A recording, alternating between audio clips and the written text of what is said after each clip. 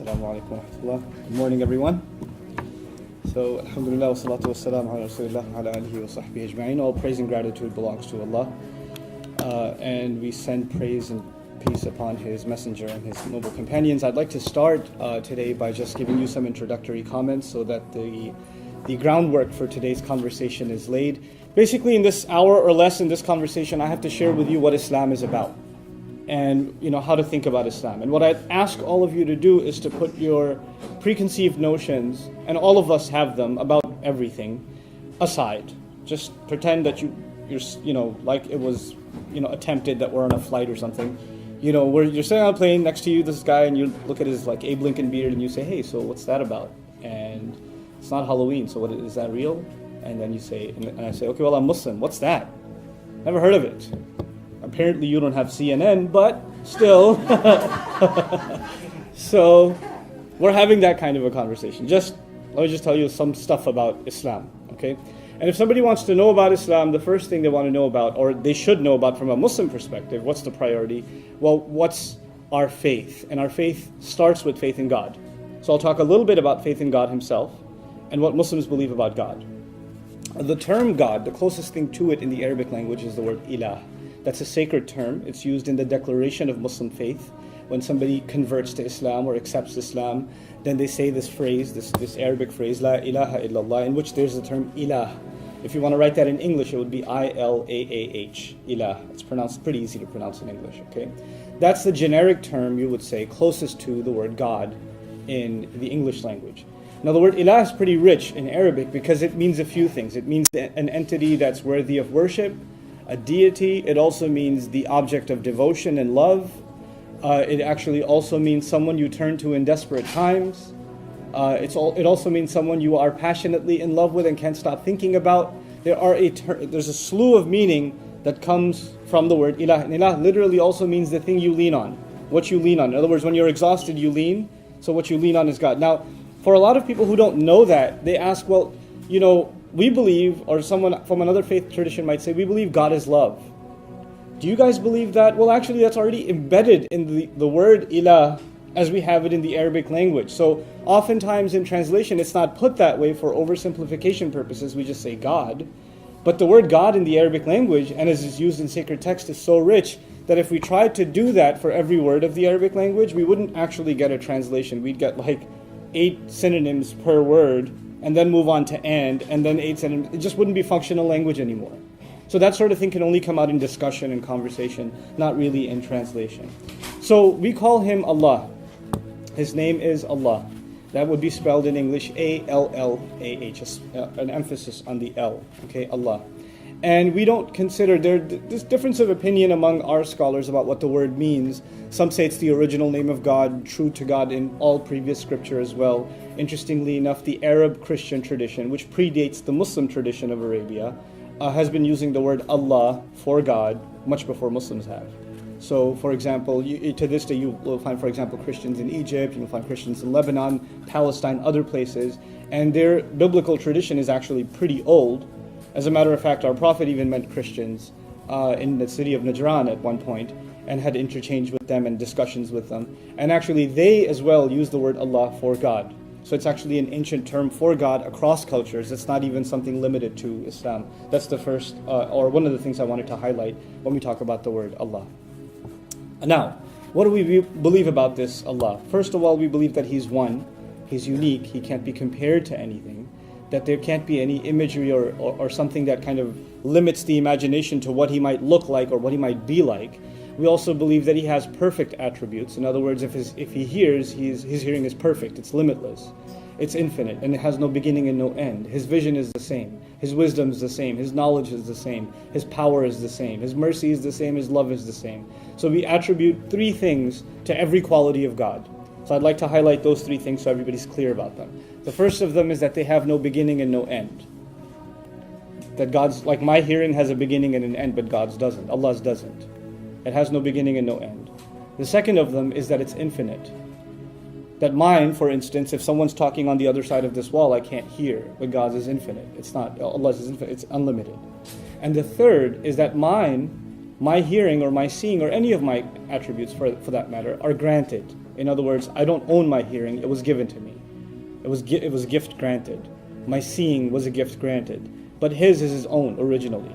In other words, all other things are granted their qualities from him. They are a grant from him, but his are actually originally his own. So just to see if you're still awake out there somewhere in the wilderness, what are those three things that make God's qualities unique? No beginning, no end. Good, that's one.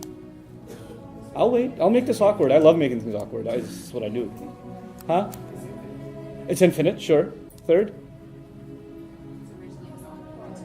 Yep, originally his own. Originally his own, not given to him by anyone else, right? So this solves a big theological problem for Muslims, because we say things like a teacher is wise, and we also say God is wise. We say something like, a mother is loving. We also say God is loving.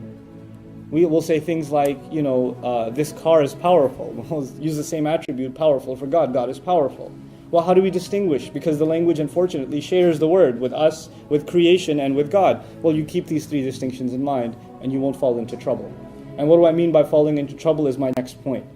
In any of these attributes of God, first of all, his oneness, his uniqueness, and in any of his other attributes, if the Muslim says that I attribute that sort of perfection in any way to anything else, then I'm committing the highest crime there is, blasphemy. That to the Muslim is blasphemous. You don't attribute that sort of perfection and that sort of limitless power in any way, shape, or form to anybody else except Allah himself. No one else gets that. Everyone else, that, for example, life, the living. So God's life is infinite, it has no beginning and no end, and it's his own. My life, however, is finite, it has a beginning and an end, and as a matter of fact, it was given to me. Right? So if I attribute eternal life to someone else that has no beginning and no end, or something like that, then I've considered the act of blasphemy. Now, we don't use the word blasphemy in Muslim tradition much. Even Muslims from different cultures use the same Arabic word. And that's another tangential point, but only 18% of Muslims on the planet are Arabs. 82% or more, roughly, are non-Arabs. So this is a religion that spans Europe, Southeast Asia, Asia, the Africas. Obviously, there's a significant population in the West, here in the United States also. Australia, there's about 1 million Muslims in Australia. It's a global phenomenon. And it's not even an ethnic phenomenon. It's not limited to one ethnicity. And for many, many, many centuries, well over a millennium, the majority has been non-Arab. So even though it started in Arabia, the majority of the people that carry the religion, with no political ties to Arabia even, have actually been non-Arabs. Okay, so this act of blasphemy, of attributing something that equates something else to God, is called shirk. I'll spell that out for you too: S-H-I-R-K. So nothing worse for a Muslim, from his faith perspective, nothing worse than shirk. S-H-I-R-K. Sounds like Shrek, so that's easy to remember, right? Nothing worse than Shrek for Muslims. That'd be confusing. But anyway, so that's the first thing about God. His perfection in every possible way, and how we're not supposed to be doing shirk. But that still doesn't answer a very important question. What do Muslims think God wants from them? What do they think God wants? What's their purpose in life? Why do you put them here on the earth? What are they doing here? So a few things that I want to highlight that, again, I think are unique perspectives. Some of these things you might already know, some you may not. So I'm going to just kind of bullet list them, and so you have kind of a concise view of how we see things in our faith tradition as far as our relationship with God is concerned. The first of them is our purpose in life. Our purpose in life is to find God in ourselves and to engage in a continuous struggle to submit to his will. To accept the fact that we were brought on this earth, and the greatest joy we will ever find is to actually be in servitude to him. If we can find that willingly ourselves, then we have found our purpose in life. Willing, consensual servitude to God in any respect he wants. Now, when we say someone completely submits to someone else, or someone's completely under somebody else's will, then in the social sense, we actually consider that a form of slavery. In any other context, to take God out of the picture, when someone is in complete submission to somebody else's will, they do what somebody else says, regardless of what area of life. In in our jobs, there's at least a job description, right? So if you're an accountant, sorry to pick on accountants, then you're only working a certain number of hours, and you're not going to be asked to mop the floor unless the economy is really bad. You're going to be, there's a particular set of things you're supposed to do. Beyond that, if you're told to do them, you say, oh, that's not my job. I'm just an accountant, right? But when you're in absolute submission to another entity's will, in other words, you're in slavery, well, a slave owner can turn to the slave and say what? Mop the floor, do the accounting, wash the windows while you're at it, do my laundry, whatever. He cannot be told, well, that's beyond my job description, right? And obviously, I'm using the term slavery, and it has negative connotations. But I want you to understand something. That in one sense, we do actually proudly accept willing slavery to God as Muslims. We actually call ourselves abd in Arabic, literally meaning slave.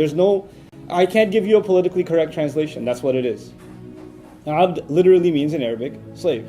And that is actually the call of God to us, accept yourselves as slaves of mine. Now the difference though is slavery, let's just compare slavery in every other context and slavery in the Muslim context to God. Slavery is willing or unwilling. Does someone enter into slavery willingly or unwillingly? Unwillingly. It's never like, hey, I've exhausted all other career paths, so might as well. No, it doesn't work that way. Never has, never will. Islam, our slavery to God is already unique because he's saying, فَمَنْ شَاءَ فَلْيُؤْمِنْ وَمَنْ شَاءَ فَلْيَكْفُرْ. By the way, whenever I quote something in Arabic, I'll translate immediately. Whoever wants, they can come and believe. Whoever wants, they can walk away. It's your choice. So it's already different because it's willing. Second, a slave would have to be a slave in every matter of life. Right? Everything he does is up to the master's whim. God basically says, it's very beautiful in Islamic literature, the Quran says, وَعَمِلُوا الصَّالِحَاتِ, which actually says they do the few good things expected of them. In other words, God didn't make a long, endless list of stuff you got to do. There's a very short list of do's and don'ts. Take care of this and you live your life. Take care of this and everything else, you do however you do it. And even those few things, they're actually very, very few. There are very, very few restrictions, and there are very, very few obligations. You meet those, and you're in the clear. Other than that, enjoy life. Do whatever else you want. And even in those few restrictions, what God continuously explains is He only put them there because not putting them there will put you in harm's way. Our scholars traditionally explain God's restrictions like medication for a sick child. Which child? I have 6 kids myself. Yeah, seriously, 6. What child ever likes to take medication? I mean, honestly. But is it necessary? Yeah, and it's painful sometimes too. And the mother is forcing cough medicine down her son's throat, and he's yelling and screaming, and he's saying, I hate you, Mom, I can't believe you're doing this to me, why would you do this to me, etc. But at the end of all of it, that is an act of love from a mother. It's a painful act of love, but it's still an act of love, because she knows something the child doesn't. She understands something the child doesn't. And in some sense, some of the restrictions of Islam are explained in that way. In other words, عَسَىٰ أَن تَكْرَهُ شَيْئًا وَهُوَ خَيْرٌ لَكُمْ وَعَسَىٰ أَن تُحِبُّ شَيْئًا وَهُوَ شَرٌ لَكُمْ. God says, maybe you hate something, but it's good for you. Maybe you really like something, but it's no good for you. وَاللَّهُ يَعْلَمُ وَأَنْتُمْ لَا تَعْلَمُونَ. Allah knows and you don't. Just trust me. So it's not a long list of prohibitions, it's a short list, and outside of that, you're free to live your life. Now, so that's the first thing. The second thing about us and God is that He created 2 lives for us. There are 2 lives. There's a life of this world, and there's a life in the afterlife. We believe in an afterlife, heaven and hell, day of judgment. All of our deeds will be presented before God, and people are going to be begging for God's forgiveness. And nobody's actually making it to heaven in Muslim creed unless through God's love and forgiveness. Our deeds alone aren't enough. That's unanimous Muslim creed. Nobody disagrees with this point. The Prophet was explicit in saying this. In other words, we can do all the good we want in the world, it's still not enough. It's going to have to be God's mercy and love at the end that saves us. It's always been this way. This is not a new idea I'm presenting to you. But regardless, there are 2 lives. One that we live here and one that we live there. What's important to note in Islamic tradition is that God expects us to beautify and build both homes. He expects us, now this is unique, you might not have heard this before. God actually expects us to build both homes. As a matter of fact, yesterday's Friday sermon that I had to do in Plano, I was explaining one singular verse of the Quran in which the terminology uses وَاسْتَعْمَرَكُمْ فِيهَا. He wanted you to build on the earth. He wanted you to build. And isti'mar is used in Arabic when you build something that lasts a long time and while you're building it, you don't end up destroying other things. In other words, you build what we would call in the modern sense sustainable societies, eco-friendly societies, societies in which the few that are building major corporations and cities are not doing so at the expense of others that are being economically manipulated, right?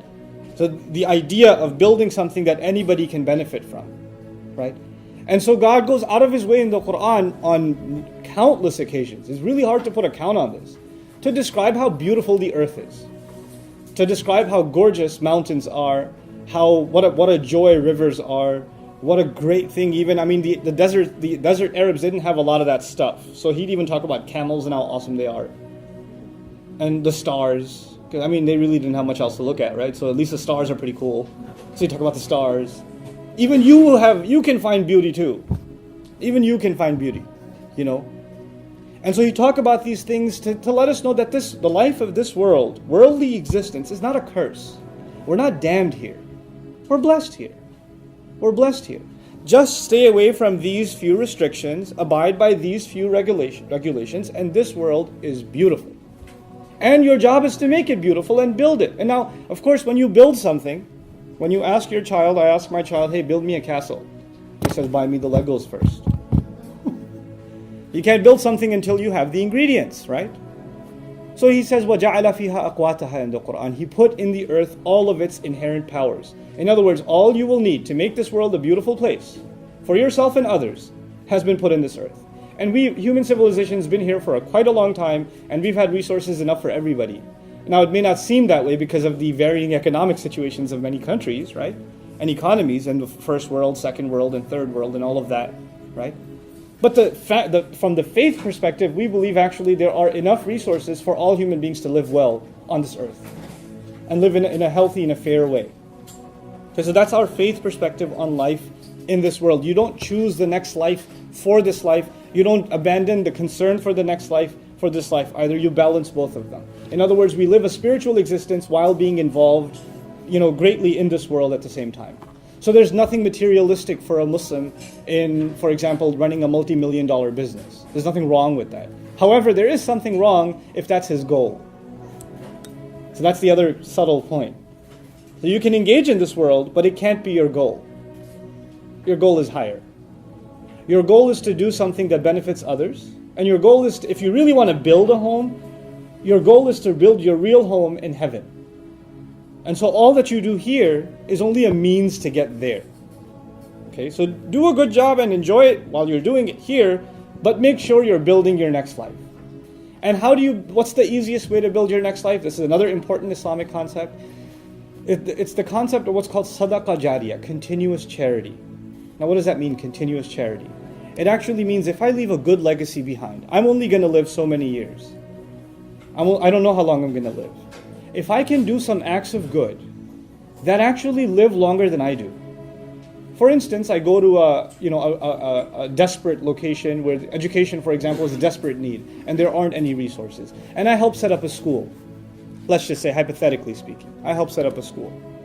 And the school takes off, and now children are getting a good education, and they're building a better and better society for their for the next generation. And this school takes off, and it goes on. It's now 200 years old. I left the world a long time ago. But every student who graduates from that school and does something good in life, I have a share in. I get commission out of that. That's called continuous charity. The Muslims are supposed to build their afterlife not just through good works of their own, but to invest in opportunities of continual good. And that's how we see preparing ourselves for the next life. Like my motivation to teach, for instance, I was not originally a teacher. I wasn't even a public speaker. I was a nervous wreck when I had to speak in front of people.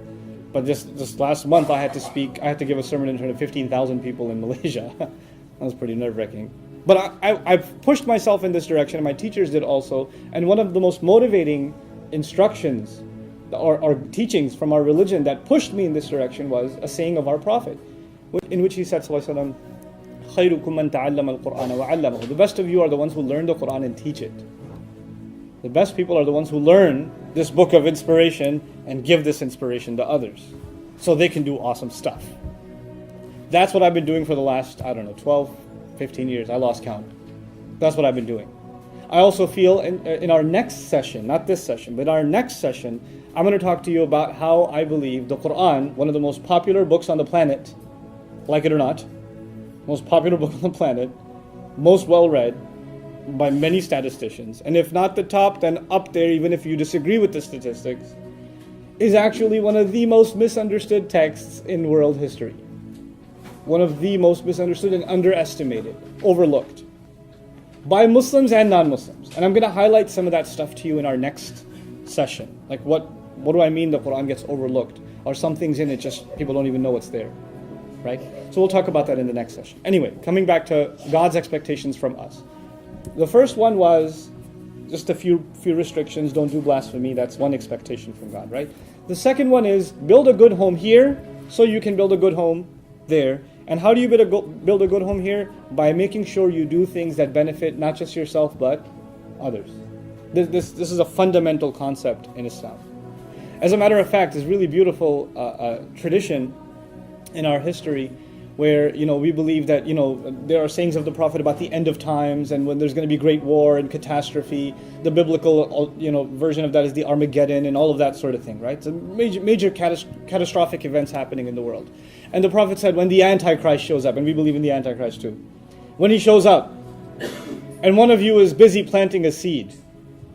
Now, the companions of the Prophet are sitting there listening, the Antichrist has just shown up. The devil manifest. It's come out. Great war is coming. And you were just busy in your backyard doing what? Planting a seed. What should you do? Drop it and run? He goes, no, finish planting the seed. He said, finish planting the seed. Now, what does he mean by that? He means don't be overwhelmed by world events. Things are looking pretty bad in the news, and they're going to look worse and worse and worse. And you're going to think, what is my insignificant good deed going to matter? Who's going to benefit from that? Don't underestimate the power of good. Just do it. And you may not even live to see that tree. You may not even live to see it. But the fact that one day that tree might grow, and somebody might sit in its shade. Somebody else might eat from its fruit. Somebody else might take from that fruit and take one of its seed and plant another tree somewhere else. You don't know how this will benefit others and therefore yourself in the afterlife. So don't underestimate it, right? So we value all good things and we don't get overwhelmed by the negative forces around us. The negative forces in the media around us. For a lot of Muslims, they get overwhelmed. Muslims are getting bashed in the media all the time. I'll give you a crazy perspective. So I went to Qatar in the Gulf states. Some of you might know where that is. So I went to Qatar recently and I was talking to Qatar TV. And they have this weird impression of what life must be like for Muslims in America. Because the only thing they have in the news from America about Islam is, let's burn a Quran, or, somebody flushed it down a toilet, or Guantanamo Bay or whatever. They have these weird, that's all they have. They have no other image of what Muslims are like in America. So I'm sitting with this anchor, a TV anchor, who's a British man himself. And he's like, so, life for you lot. You've got concentration camps, do you?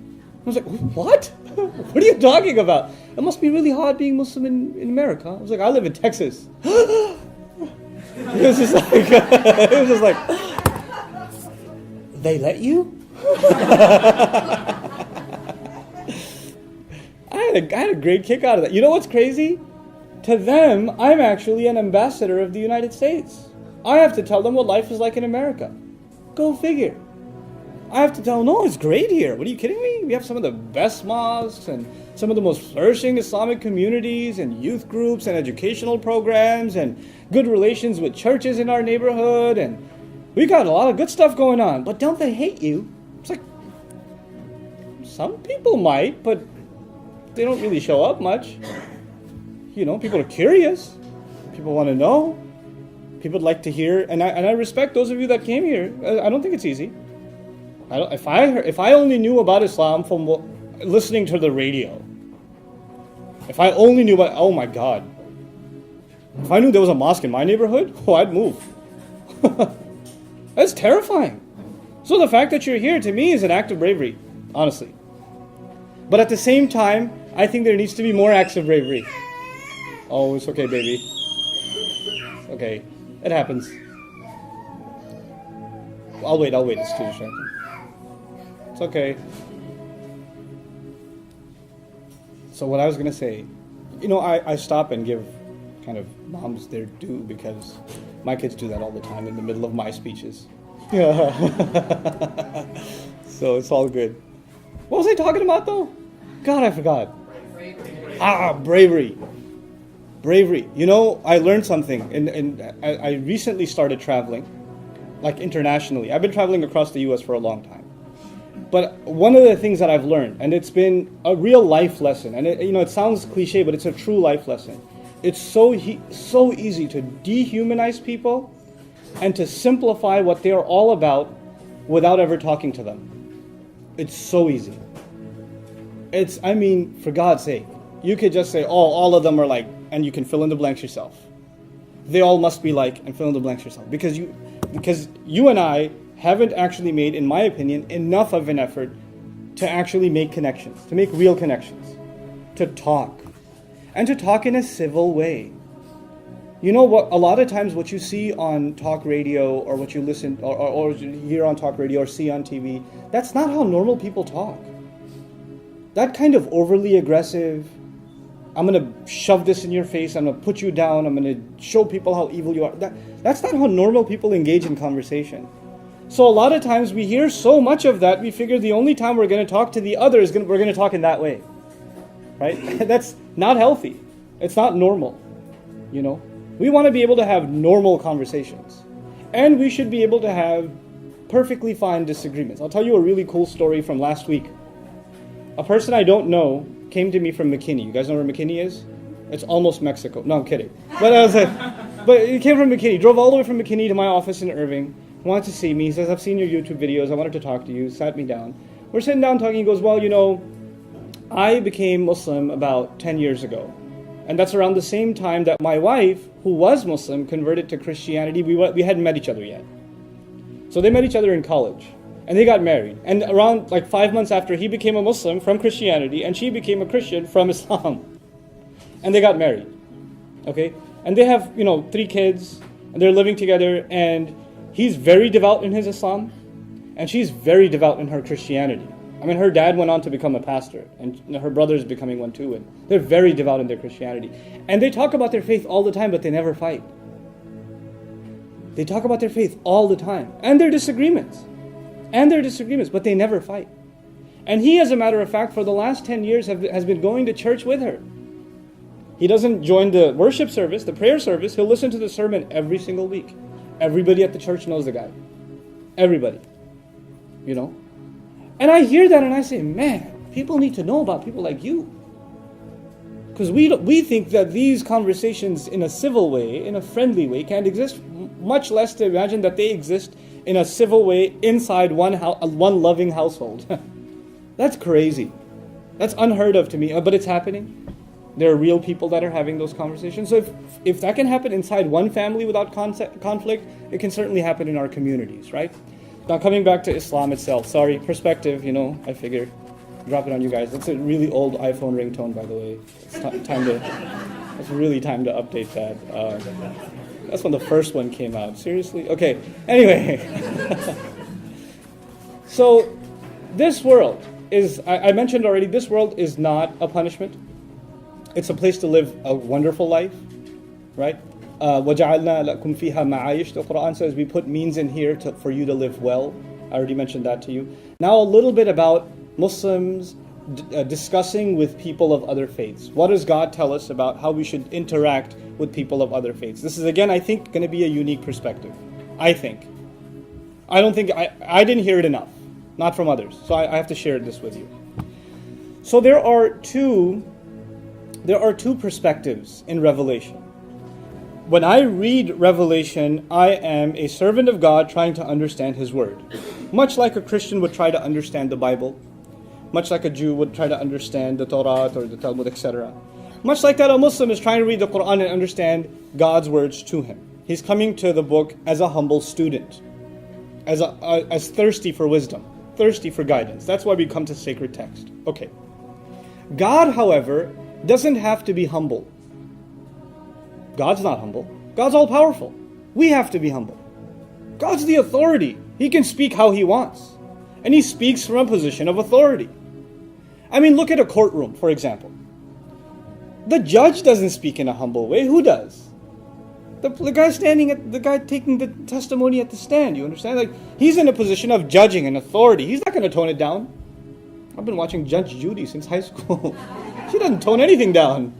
You, be quiet. Now the thing is, I'm going to give you this crazy example before I turn to the Quran itself to help you understand this perspective. How many kids do I have? Pop quiz. Very good. Okay. 6 kids. One of them got in trouble. And I say, come here, young lady. How come you didn't show me your report card? What's that about? How come your teacher had to call me and tell me? How come I'm talking to her? And she's standing there. I'm so sorry. And then my other daughter walks in and goes, yeah.